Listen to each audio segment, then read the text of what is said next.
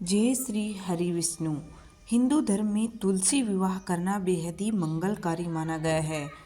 तुलसी विवाह पंचांग के अनुसार कार्तिक माह की शुक्ल पक्ष की एकादशी तिथि को किया जाता है, लेकिन कहीं कहीं पर तुलसी और शालिग्राम का विवाह कार्तिक माह के शुक्ल पक्ष की द्वादशी तिथि को भी करते हैं। तुलसी विवाह कराने से भगवान विष्णु का आशीर्वाद प्राप्त होने के साथ ही जीवन के सभी कष्ट दूर हो जाते हैं।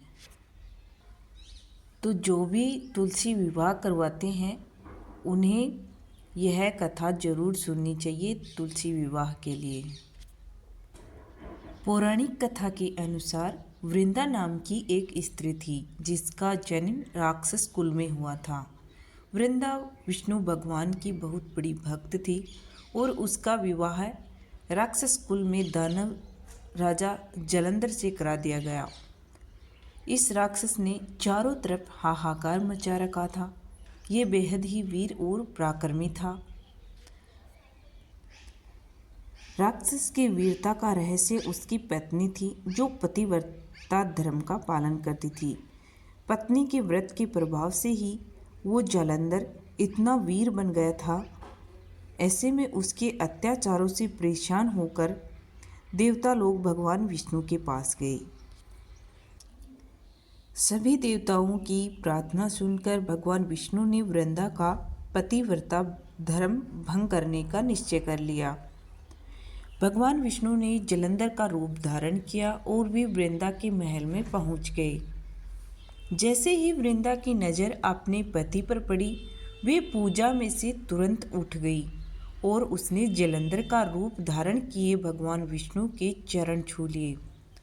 वृंदा का पति जालंधर युद्ध कर रहा था, लेकिन जैसे ही वृंदा का सतीत्व नष्ट हुआ, उसके पति का कटा हुआ सिर उसके आंगन में आ गिरा। वृंदा सोचने लगी कि यदि सामने कटा पड़ा सिर मेरे पति का है तो जो व्यक्ति मेरे सामने खड़ा है यह कौन है। वृंदा के पूछने पर भगवान विष्णु अपने वास्तविक रूप में आ गए। वृंदा अपने साथ हुए इस छल से बहुत आहत हुई और उसने भगवान विष्णु को शाप दे दिया कि आप पत्थर बन जाओगे। वृंदा के शाप से विष्णु तुरंत पत्थर बन गए। ये देखकर लक्ष्मी जी ने वृंदा से प्रार्थना की कि वो भगवान विष्णु को अपने श्राप से मुक्त करे।